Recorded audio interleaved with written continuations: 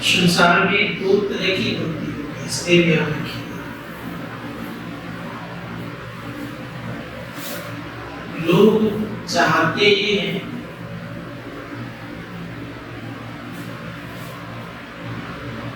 कि हम प्रतंत्र भक्ति करके दूसरों को पूरा पूरा सुधार लें। आजकल जो धारणा है लोगों की, ये धारणा है क्या है? हम आप अच्छी तरह जानते हैं कि जितने भी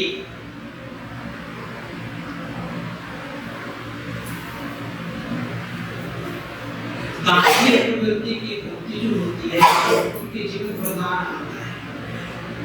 प्रदान का विचित्र है। रावण ने भक्ति की, क्या मांगा उन्होंने? कि मैं अमर हूं। कंस ने भक्ति की थी, क्या मांगा उन्होंने? कि मैं अजय हो जाऊं, मुझे कोई नहीं मार सकता। मांग भी बड़ा विचित्र है। किस आधार पर इन्होंने भक्ति की? तो प्रतंत्र भक्ति की। उन्होंने नाम सुने होंगे, भस्मासुर का नाम सुने? भस्मासुर ने भी भक्ति की, की भगवान से। अब सोचिए, 1-2 वर्ष नहीं किया था उन्होंने, वर्षों तक किया था। क्या चीज? भगवान से प्रसन्न हो गए तो क्या मांगा उन्होंने? मन इंद्रियों के द्वारा, मैंने कल लिखा था कि मन इंद्रियों के द्वारा अगर जो भक्ति करते हैं, सदैव याद रखिएगा, ना उनके अंदर के काम खत्म होते हैं, ना क्रोध खत्म होते हैं, ना लोभ खत्म होता है, ना मोह खत्म होता है, ना मद, ना मात्सर्य, ये सब खत्म नहीं होता है।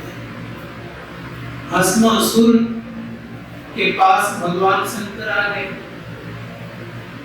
भगवान शंकर जब आ गए तो भगवान शंकर से क्या मांगा? उसके मन में आ गई वासना, ऐसी वासना आई, उसके मन में ये बात आती है कि इनकी जो पत्नी है बड़ी अच्छी है, उसी को पाने के लिए दिमाग लगाने। क्या लगाया दिमाग में? यद्यपि जगत जननी थी, का ऐसा बड़ा मांगता हूं कि मेरी पत्नी कहा कि महाराज, पहले आया भगवान सिंह तो आंखें नहीं खोल रहा, और वो दिन के बाद आंख खोला। कहा कि वरदान मांगो, कहा मांगता हूं, क्या करना है? वो फिर थोड़ा सा भगवान सिंह कहते मुझे उतना फुर्सत नहीं है। कहा अगर आप फुर्सत है मुझे एक वरदान दीजिए। क्या? जिसके माथा पे हाथ रखूं ना, वही चक्र के लाभ खा। भगवान शिव सोचते विचारते नहीं, भगवान विष्णु सोचते और कुछ सोचते नहीं। उन्होंने कहा कि तथास्तु। हम सोचते हैं तथास्तु कह दिए तो कहाँ खुल जाएंगे? आपका प्रधान सही है कि नहीं ये पता करना चाहिए ना। पता करने लग गए, पता करके क्या करें? कहाँ खुल जाएंगे कि आपका प्रधान सही है कि सही नहीं? ट्राई करता हूँ के ऊपर पे, तो उन्हीं के माथा पे हाथ उठाने के जो भी दौड़े भगवान सिंह भागे। भगवान सिंह इतने भाग गए कि भागते भागते परेशान हो गए। नारद जी जाके कहते बड़े प्रेम से, प्रभु गजब की लीला हो गई। क्या हो गई? का देख रहे हैं कि अपने भक्त से भगवान भाग रहे हैं। कुछ लोग संसार में ऐसे ही हुआ करते हैं। कहने का अभिप्राय ये है कि आजकल प्राय जिन्होंने ज्ञान कुछ भी दिया है, उन्हीं के लोग उसके पीछे लग जाते हैं। थोड़ा बहुत इधर उधर से ज्ञान अर्जित कर लिया और वो तुलना करते हैं किससे? बड़े बड़े महात्माओं से। अरे बड़े बड़े महात्माओं से तुलना इस जीवन में नहीं करता है, इसलिए कि ना आपके अंदर का एक वस्त्र छूटा, एक रंग पर नहीं आ पाया है, ना आपका खान पान ठीक हुआ है, ना ही आपका कुछ जीवन अच्छा हुआ है, और उसकी तुलना करने चल दी है। दूसरी बात तो ये लोग आजकल शिकायत करते हैं कि महात्माओं के पास बहुत बढ़िया बिल्डिंग हुआ, उसने भी बनाया है बिल्डिंग, क्या आपने भी बनाया है, किसी ने बनाया है। तो लोग की धीरे धीरे वृत्ति तमोगुनी की तरफ होती जा रही है, कंस और भस्मासुर की तरफ होती जा रही है। किस लिए करता है? तो परिणाम ये वो भागा भगवान विष्णु ने किया कि विश्व होने का। आजकल कुछ लोग व्हाट्सएप पे मैसेज डालते हैं कि फलाना महात्मा इतना सुंदर आश्रम बना लिया, ये सब डालते रहते हैं। क्यों? अरे उनको आपने दिया है, ना उनको बाल है ना बच्चा है, शरीर छोटे, किसका हो गया, लेके जाएगा। हम लोगों का तो जिनके गृहस्थ आश्रम उनके तो लगे जाते हैं, हम नहीं भोगेंगे तो मेरे बच्चे भोगेंगे, उनके कौन भोगेंगे? संसर्गी तो भोगेंगे।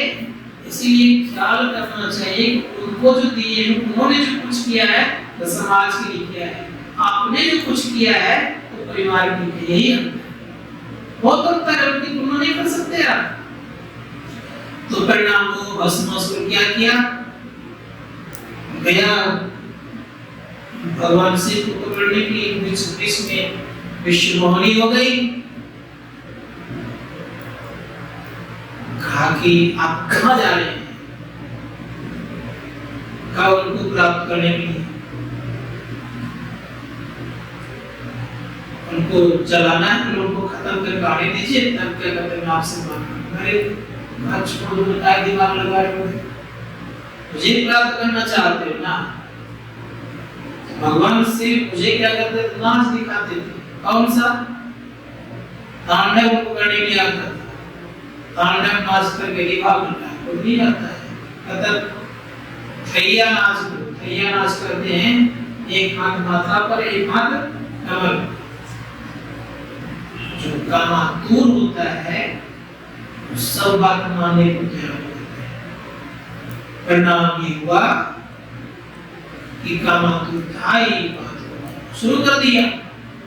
जैसे ही किसी के माथे पर, ये नहीं कहते अपने माथे पर सोचते माना तुम, जैसे ही माथा पे हाथ रखा तो अपने ही वरदान, अपने ही माथा को अपने जलाने पे रखा। महात्मा कहते हैं जब विकृति मन में आता है तो नाना प्रकार की शिकायतों को होता है। इसलिए अपने को सर्वनाश अपने से लोग करता है।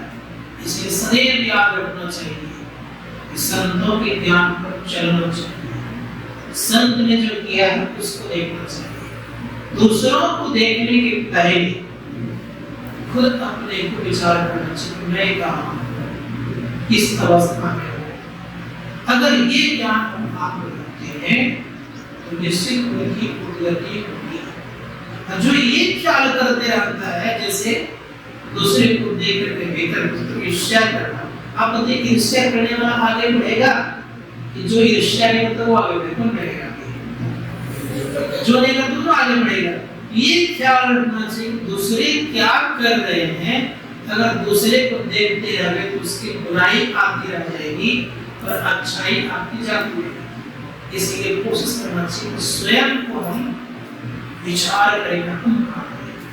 मैं कभी कभी देखता हूँ लोगों का विचारधारा एक के पीछे वो लग जाता है बस, लेकिन ऐसा नहीं होना चाहिए। आप लगते हैं आप कर्म बंधन को बांध रहे हैं, ठीक है, और कर्म बंधन जब तक बंधा रहेगा तब तक आपसे भक्ति की जो स्थिति अच्छी हो जाएगी वो नहीं होगा। इसीलिए क्या करिए, जो कर रहा है तो गोरखनाथ जी महाराज की बात मुझे सुनिएगा। गोरखनाथ जी महाराज ने क्या कहा, आंखें देखी बात, काने सुनी बात, मुक्ते कशुन बोले। आंख से देखो, कान से सुनो, मुंह से कुछ नहीं। क्यों? क्योंकि आंख से देखोगे, मुख से बोलोगे, कान से सुनोगे, मुख से बोलोगे, तो परिणाम क्या होगा? व्यवधान होगा। क्या व्यवधान होगा? व्यवधान ये होगा, आप भक्ति करनी चाहेंगे ना, आप ध्यान करने बैठेंगे, जब भी वही बात आती है ना। संत महात्मा इसलिए क्या करना चाहिए? ध्यान में रहना चाहिए। संतों ने कहा बहुत बातों को जो इग्नोर करता है संसार का, वही आगे होता है। तो ये ख्याल रखना चाहिए। तो मैं इसलिए इस बात को कहा कि आजकल लोगों के विचारधारा देखता हूँ, आश्चर्य लगता है। हम दूसरों को सुधारने चलते हैं, उससे स्वयं किस तहत पर इसको रामकृष्ण परमहंस महाराज ने कहा, देखो पहले लोग क्या करता है, ये बहुत खराब करता है ना, ऐसे ही करता है ना। एक तो खराब है, इधर कितने हो गया, इधर क्या उंगली होगी, 3 गुना आप खराब है, वो तो एक ही गुना खराब है, आप कितने गुना हो खराब। इसीलिए कोशिश करना चाहिए कि हम दूसरे कहते ये बहुत खराब है, ये बहुत खराब है, ये अंकित कर रहा है कि आप भी 3 गुना खराब है। इसीलिए सब महात्मा कहते हैं कि कोशिश करना चाहिए अपने आप को हम किस अहदे तक ले जा रहे हैं, ये ध्यान देना चाहिए। दूसरी बात यह, जितना हो सके संसार में संत महात्मा ने कहते हैं लोगों को सिखाना चाहिए, सीखना भी चाहिए। इसीलिए अध्ययन और अध्यापन की बात की गई है। स्वाध्याय शब्द का प्रयोग किया गया है, नियम करके बताता है स्वाध्याय। स्वाध्याय अच्छे ग्रंथों करने से उनका मन अच्छा बना रहता है, इसलिए स्वाध्याय करना चाहिए, जब करना चाहिए। लेकिन इन सब बातों पे लोग आजकल ध्यान ना दे करके दूसरों को देखने के चक्कर में अपना सर्वस्व खो देता है। तो जो व्यक्ति आगे बढ़ना चाहता है वो क्या करे? दूसरों की बुराई को ना देखे, अपनी बुराई देखने का प्रयास करे, कहां तक क्या है, कभी करना चाहिए। जैसे बताता हूँ, युधिष्ठिर जी महाराज को एक पाठ दिया था याद कर, क्रोध नहीं करना चाहिए। सबको दिया था, सबने याद कर लिया, क्रोध नहीं करना चाहिए, क्रोध नहीं करना चाहिए। युधिष्ठिर जी महाराज का तुमको याद हुआ, तुमके नहीं होते, क्यों?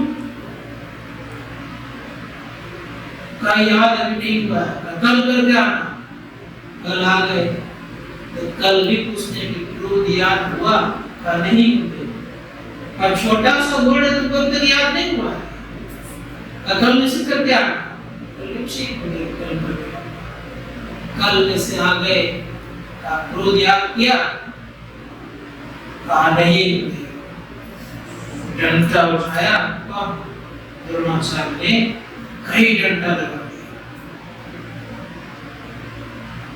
कुछ नहीं बोले, ना उनके मन में कुछ बोला, ना बाहर कुछ बोला। तब करके गुरुदेव का याद बात सुनाई।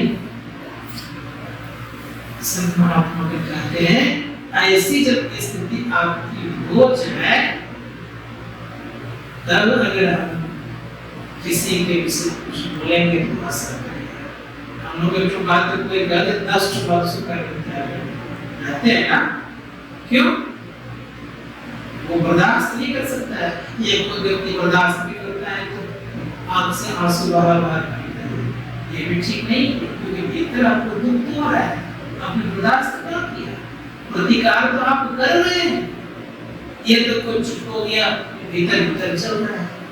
जब आपकी स्थिति किसी प्रकार की नहीं हो गाली देने पर, तब आप समझिए कि मैं अपने जीवन को सही दिशा में तरफ, सही लक्ष्य हम उनको घर में जो बात कर देते हैं उसी बात को कई दिन तक बुलाते रहते हैं ना, नहीं होता है। तो संतों ने कहा उस पर ध्यान दीजिए, इसीलिए क्या करिए, धीरे धीरे अभ्यास करके तब शारदा बनती है। और स्वाध्याय अवश्य करनी चाहिए। स्वाध्याय समझते हैं ना, स्वाध्याय अवश्य करनी चाहिए। सच्चे ग्रंथों का, अच्छे ग्रंथों का स्वाध्याय करना चाहिए। और स्वाध्याय करके जीवन में ये ख्याल रखना चाहिए कि हम लोग कहाँ तक अपनी स्थिति अच्छी बना सकते। ये कब पता चलेगा, जब दूसरे आपको कुछ कह दिया, उस स्थिति में ठीक रहे तब पता चलता है। प्रेम में, अच्छी जगह में, अच्छे वातावरण में तो पता नहीं चलेगा। प्रतिकूल परिस्थिति में अगर आप ठीक ठाक अपने आप को बनाकर रख लिए तब समझिएगा कि आप अच्छे। जैसे भयंकर गर्मी हो, उस भयंकर गर्मी में ही आप चल, और उधर से आए किसी ने कुछ कर दिया तुरंत परेशान हो गए। ये क्या हो गया कि आप अपने कोई बर्दाश्त लायक नहीं। प्रतिकूल परिस्थिति में आप अगर ठीक ठाक रहते हैं तो जैसे बताता हूँ, आसन से प्रभुजी महाराज अखिल भारतीय उनका हुआ था बिहार में। संजोग से आने के क्रम में एक व्यक्ति की एक्सीडेंट हो गया था, उनकी मृत्यु हो गई। अब मृत्यु हो गई थी तो उनकी जो पत्नी और माता, उनके जो माता पिता इत्यादि थे, उन सबों ने क्या क्या नहीं कहा होगा पर्सन से मुझे मालूम, क्या क्या नहीं कहा होगा। क्या उन्होंने एक्सीडेंट करा दिया था? नहीं ना, क्या क्या नहीं कहा होगा, लेकिन चुपचाप गुणगान करके एक शब्द कुछ लगे कि यही मुझे लगे कि यही मुझे नहीं, इन्होंने ऐसा किया हो, एक शब्द कुछ नहीं। जो नहीं मुंह से निकालना था वो भी निकाल दिए और सबके बीच में, लेकिन कुछ नहीं, ना भीतर बाहर एक तरह ये जो स्थिति होती है, ये स्थिति कब होती है, जब अपने आप को आप अपने अंदर में ठीक से बोल लेते तब स्थिति ऐसी होती है। नहीं तो अभी कोई एक शब्द बोलेगा तो चार बात उल्टा कर देंगे। मुसलमान लोग कहते हैं जीवन में अगर कल्याण चाहिए तो इस सब का थोड़ा सा प्रयोग करिए और धीरे धीरे कि मैं कितना जब पड़ गया, जितना कम स्थिति आपकी खराब होगी उतना ही आप आगे। मतलब ये समझ लीजिए हम जब ध्यान कर रहे हैं तो विषम परिस्थिति में हम उसको, प्रतिकूल परिस्थिति में हम अपने आप को संभाल लेते हैं तो समझिएगा कि आप धीरे धीरे आगे तरफ बढ़ रहे हैं। प्रतिकूल परिस्थिति में आप तुरंत घबरा गए, तुरंत परेशान हो गए तो लगता है कि आपका ध्यान नहीं बना है। ये ख्याल रखिएगा।